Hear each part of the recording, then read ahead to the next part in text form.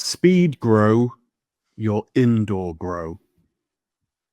Dear Nick, growing indoors, preparation is everything. A well-planned setup turns plant care into a pleasure, not a chore. You can create the perfect environment for your plants, no matter what Mother Nature's up to outside. Why grow indoors? Because control equals better results. List of bullet points. Grow all year round with lighting that mimics the sun. You're not limited by the seasons. Faster grow cycles. Optimal conditions mean quicker harvest. You avoid outdoor pests, but watch for invaders in your tent too. No surprise pollination. Keep your buds seed-free by avoiding wind-borne pollen and shut your windows when you open your tent. Your plants are exposed to extreme weather conditions that ruin your hard work. Strong winds, excessive heat, heavy rains, hail. Safer from prying eyes. Your grow stays private and secure. Welcome to The Fix. Sit down with copywriting experts Nick O'Connor and Glenn Fisher as they review, discuss, and improve real-world copy sent in by you. This is The Fix.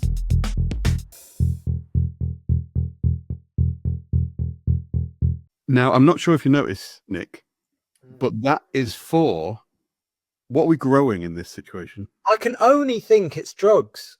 It is drugs. Well, it's hydroponics. So cannabis, CBD, whatever the cool kids say these days. It's for a hydroponic company. Right. And that's what we'll go. It's an email.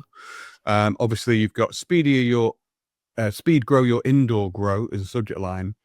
And then, yeah, there's some kind of particularly further down, but that opening gambit, what are your thoughts? Well, and I've got to say, before we started recording this, there was no preamble from me and Glenn. We went on the call, and I said, I don't have long today. And Glenn went, all right, let's start. I just started reading that. Which I suppose, I mean, that's the way we should be reviewing copy. I mean, I never read before we do it, but I'm still sort of dialing into what we're trying to do. So what do I think about that piece of copy? I'm not sure it quite met the reader where the reader will actually be in their own headspace. I think it had lots of benefits. I thought that it sort of made sense. I understand kind of what you're saying. There were sort of rational benefits presented, but it assumed a lot of knowledge on my part. It assumed a very highly product aware audience. Probably for me, it assumed I was more product aware than I probably am. So, for instance, if you can kind of just say your indoor grow and you can throw all these technical, maybe that's not a technical term, but you can talk to me like you want to grow plants indoors, right? If that's who your audience that was kind of talking to you like that, wasn't it? Like you already know what all these terms are, you already understand these things, maybe you've already tried it. If that's your audience and they're very highly aware, you can actually your copy can be way more offer driven. That's how the awareness scale works, right? The more aware you think your customer is, the less you have to talk to them about the product, and the more you can just talk to them straight about the offer. I bring it back a step and talk to them more about what it is that you have to sell and why that's beneficial, rather than, so I think you need to educate them a little bit first. Otherwise, you've got a very small audience size. People who already want that. Make them an offer. Yeah, like obviously I don't know how to grow weed indoors or outdoors, and I'm not saying that sillily. I don't. I'm not the audience for this. There's a masthead image here which says the brand name, has a picture of greenery, like screams hydroponics, growing cannabis kind of thing, which is doing a lot of heavy lifting. Because if we take that out, I was kind of in my meta mind as I'm trying to read this thinking, hang on a minute, we're not actually saying anything about hydroponics or cannabis here. am I speaking to Alan Titchmarsh, or am I speaking to like Howard Marks? Is it Howard Marks who was the big, who's Mr. Nice? No, anyway, I've conflicted with completely different people. Anyway, I'm looking at it and I'm thinking, hang on a minute though, there's something wrong there, or rather not wrong. It's fine copy as it is. However, it's missing an opportunity in the sense that growing indoors, preparation, the fact that it could be anything is usually a clue that it's not strong enough, that it's not taking advantage of, you're saying about the speaking to a niche audience. I don't think it does speak to a niche audience in the sense that it's very kind of coy. It's like, keep crying eyes. It's like, it could be anything. But that's my point. It assumes you know what they're talking about already. That's Yeah, the but audience. it assumes what the point. I agree with what you're saying, but it assumes you know the audience, but then it doesn't take advantage of it assuming the audience and a massive amount of connection and engagement you can draw from truly assuming who your audience is. You don't need to be away from prying eyes and being quite safe about it. You can talk about the challenges that I think. I don't want people like putting the nose in, seeing what I'm doing, all of this.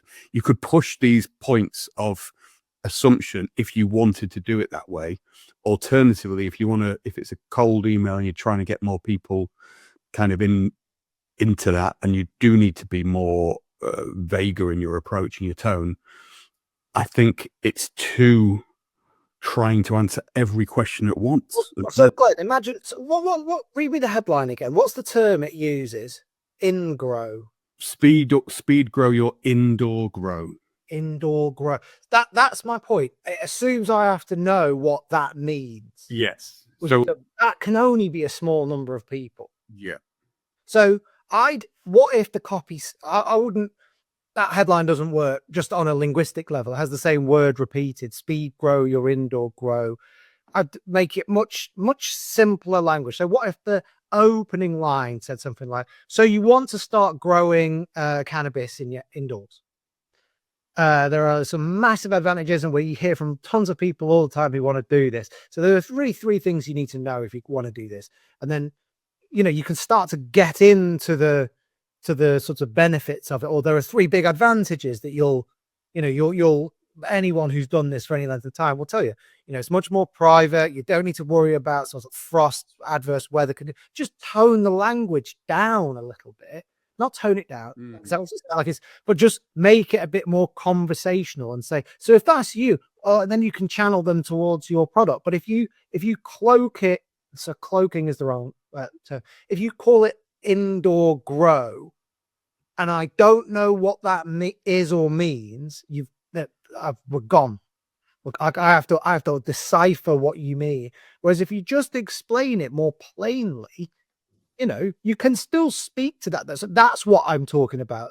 By it being too niche, it assumes that those terms mean something to me, and if they then don't, you can't expect a reader in any niche to sort of decipher what the jargon means. What people do when they hear terms they don't understand is they say, this isn't for me. That's what they do, because it makes us feel stupid. That's what I'm slightly obsessed. I texted you last night, but we've been talking a lot about the Maniac, a novel called The Maniac, and When We Cease to Understand the World by this guy Benjamin Labatut. If you've not read it, go away and read it. It's quite good. What that does, I was discussing it with someone, is it makes you feel intelligent, because it's about deep, weird maths and technology and all of this stuff that I do not know two hoots about. But I, for a moment, feel like I understand the rules of the ancient Oriental game Go. I feel like I understand quantum physics. I feel like all this stuff. Why does that happen? And that happens in the best literature. It brings you along for the ride. It makes you feel smart. And the way it does that, it seeds the idea, excuse the pun with regards to seed-free buds, but it seeds these ideas within it says, if you get this, fine, you already feel smart. But if you don't, it's this. And it makes you feel like, all right, I'm along for the ride here. I know what you're talking about. I get all the innuendos. I get all the references. I get all of this stuff. At the moment, when I read this, as I say, it's only when you get to, I think it is that buds thing, which is like 8 lines down, that I'm going, oh, right, we're in the cannabis space, we're in hydroponics, we're in this kind of world. That's too late. I need to be able to make me feel like I get what's going on. And I don't think this email does that. Well, that's assuming that, maybe we're not aware enough of the market. It's possible that this target audience knows what indoor grow means, that's a market to now. If that, but this is my point. If that's the case, make the copy something like the ultimate indoor grow kit, $5.99. You know what I mean? Like, if that's what I'm talking about awareness. If your audience knows what that is, and you're the copywriter that wrote this, and you're listening to these two people that know nothing about this say you should explain it more, that's fine, but go the other way. Sorry, there's a guy with a drill outside my door. Well, basically, they don't do any drilling all day until they know somehow that when I'm recording, and then they come and stand just there and they do the drilling. Yeah, that's my point. Like, if you know that they're really hyper aware of what indoor grow means, and that's your audience, you don't feel the need to educate them, fine, make them an offer then. Push yourself along the awareness. Let's make them an offer. Thingy one. Or speak, or sorry, again, I agree. And analogous to that is if you know that they're there, if you know it's like, all right, it's an indoor grow, I get it. You don't say to someone, growing indoors, preparation is everything. Because if they know what an indoor grow is, they'll already have some idea of that. It's too soft at the moment saying a well-planned setup is doing this. Yeah, exactly. If I know what indoor grow means, you can be much more direct. You can say, you know how hard it is. I was going to swear, but you know how damn hard it is to like get an indoor grow going. You've got problems with this, problems with that, problems with that. Here's how you like overcome that. It's all down to the preparation. You can commit the idea more. You could just start by saying, right, let's get you set up to grow indoors. Yeah, I was thinking, you can just make it a bit, but all of that requires just it's a slightly warmer tone in some ways. There's a number of ways you can go down the awareness scale, but we don't quite understand the market well enough to know. I would suspect there isn't a huge number of people who just know indoor grow means that I want it. Because if they, indoor grow means growing hydroponics at home, I already want that. How much do I have to spend to get it? I don't think there's that many people, but I could be wrong. I could be wrong. Yeah, I mean, I'd know quite a few people in that kind of space, but they'll want a good deal then. That's what I mean. Like, if they know that, I guess the root cause of this is you've got to, before we get to any of the copy, you've got to say, who am I really trying to get? Am I trying to get someone who is hyper aware of this, who wants to improve their equipment? Or am I trying to get someone who's just flirting with this idea, maybe hasn't tried this before and wants to learn more about it? Because that will define how you then write, and you will commit in either case to a stronger tone of stronger messaging, either more direct or more indirect, either offer-led or educational-led.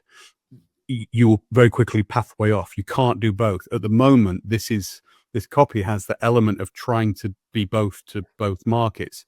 And that's why it's fine. Like, on a base level, it's okay, but it won't be fully as effective as it could be because it's trying to be both to both markets, and therefore becoming contradictory because it pleases no one. So if I'm a hardcore hydroponic head and I've got I want to speed up my indoor grow, I'm not probably going to follow this email because it treats me like I don't know what that preparation is important. But if I'm brand new to it, I don't quite know if you're selling me hydroponics or selling me growing fix marshes latest adventure kit. You know what I mean? So it doesn't get anyone by being both those things, and it comes by committing to one audience or the other, it becomes obvious what the copy could be. Because if it's a far more casual audience, maybe you do growing hydroponics indoors 101. Everything you wanted to know, but you've been too afraid to ask. Okay, lots of people want to try this. Maybe you're thinking about it too. Let me just talk you through how it works. It's really easy. That would be the way you would talk to me about it, right? I mean, not that I am interested, but like if I'd shown an interest by being on that page. Down the other end of the scale, you can say, we've got a great deal on. Good news, you can now get our best hydroponic growing kit for half price or whatever. Or, we can get it all sent out to you, and we've got some, you can go down that route. But being in the middle is often a sign, and I'll speculate here, that the copywriter has been slightly hamstrung by usually a non-writer who they have to answer to. Who's like, make it for these people and for these people. And you think, yeah, no, I'll tell you what, I'll make it. I'll do the work. Like, some bad advice has been handed. This is usually the point where I'd insert the wire story. When you've got those two parties where it's like, do I go heavy into the detail or kind of keep it loose introductory? The wire always sticks in my mind when David Simon wrote that series as books to begin with, but then the actual series itself, they wrote it famously directed at drug dealers and cops. They wanted drug dealers and cops to watch that program and go, my God, they've got it. They've literally nailed us. Like, that's how it is on the streets. That's how it is in the bars, in the police headquarters, all of that stuff. They did that. That was their only concern. We all watched The Wire going, this is incredible. How authentic is this? I don't fully know what real means yet, but I'm going to stick with it. I'm going to understand it. And by the end of it, I'll become an expert in Baltimore drug culture and police things. Like, I get all of that stuff. Yeah, I often think this, and I agree with half the point. Although you just bought into the branding of that. True. Thinking that. I mean, Sure. what is true. What I'm saying though is that even if you are, I would do both. I would try. You want one email to try and get the 101 people, one email to get the hardcore things. But when you get into the situation with the client and they go, we can only go with one, or what have you, these are the things to remember, because I think in this space, it's likely that you're probably realistically going to people who are actually more hardcore into it than people who are like 101-ish. So there's just different ways to like justify things to people. And I think that's a good way you'll often find that it's better to do the wire model and to go all in, because all in is, it relates better to hardcore buyers, but it also, if you do it well, will interest people who are just vaguely interested. The reason it was, okay, so actually just before I came on this call, I was on another call about financial piece of copy. Now, as we're recording this, there's a sort of tariff trade war situation going on in the markets. Markets have fallen a lot. And I've got a piece of copy going now that isn't anything to do with that at all. It's not the opposite. It's just not that. Doesn't really, it's about a different part of the market. It's about a different sort of story. And one of the questions that has come up is like, well, what do we say to the person who's really, really worried about the tariffs?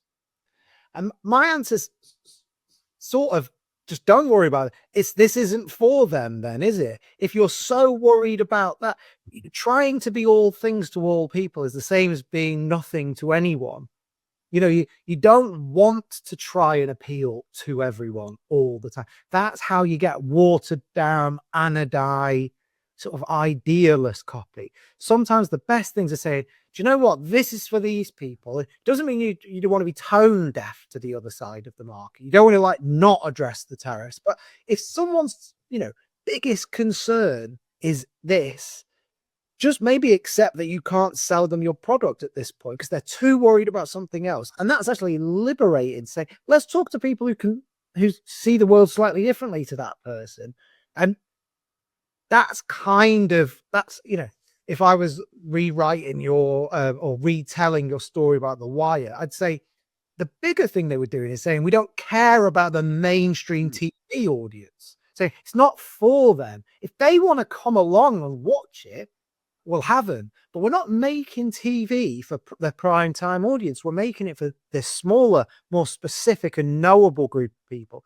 And by doing that, there is something about turning away from people that makes them want to come with you. Not all of them, not everyone, but like by not appealing to them, you sort of make people more curious. What's this? I've never really watched anything like this before. I've never seen anything like this, but it's different. So by doing that, I think I actually think that's probably the secret to all great marketing. Yeah, I guess that's what my instinct is, because we're making a dichotomy. You don't have to choose. As I say, you can do 101 people and hardcore people. But my instinct will always remain the more niche you can get if you do it well.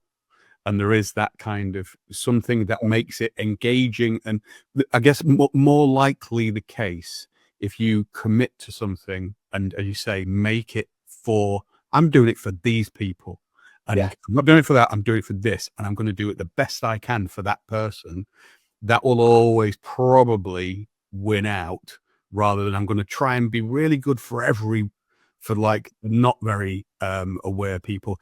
You're going to more likely hit and go, damn, that kind of covers off that person or that person. So I think fundamentally, I just think I'll always err on that side where I'd go for the full commit. Yes. But split test it, go for everyone. I get the thing. And I also get that ages. Accountants and account managers and business owners think, oh no, I'm not doing that. They won't know what we're talking about. It's like, okay, whatever. They'll have 2 pages then, Exactly. Anyway, that's a different thing. And we will come back to this theme, speaking of not trying to be all things to all people, not trying to appeal to a mass market. It's like watching, What? It's like watching Graham Norton do links to and teases to the future of. Oh, right. That was a professional. Yeah, you're on the roll. Oh, we are going to radically change how the fix works in the next couple of months or so, and we will be coming back to this theme because sometimes a business that's or sometimes doing what you do for a small group of people is actually better than trying to appeal to everybody. And I think we've realized that about the world of copy, that it's a big industry and there's lots of people out there that want to talk to massive audiences and tell new copywriters they can become millionaires and all that sort of nonsense. That's not really what we're interested in. You reckon? I've not said that for at least 20 years, but I've said the sort of, I don't know, we all know what sort of people I'm talking about, but there's plenty of people out there like that, and I guess we've sort of decided we don't want any part of that anymore. So that's just a reminder that watch the next few episodes of The Fix, because you might be running out of time to actually hear us. And humans still around changing. Yeah. That's all I'm saying. The loser now the winner now will later be last, for the times they are changing. There you go. Good stuff. And if you want to turn that into a call to action, I would sign up for anything we do now, quickly. Yeah, because you won't be able to soon. Yeah. So get in and speed up your copywriting with indoor copywriting by growing. And that's what I would do, actually. If my copy isn't going that well, I'll just bring it indoors for a little while. Yeah. And it wasn't trying us to get outdoors. I'll go outside and put some air on it. Right. Let's wrap this up. We're rambling. Thank you very much, everybody. We will see you again next week for another episode of The Fix. For now, thank you very much. That's all for this episode. But if you'd like to get your copy reviewed, or you've seen some copy you want Nick and Glenn's opinion on, get in touch at feedback@thefixcopywriting.com. Thanks for watching, and don't forget to like and share.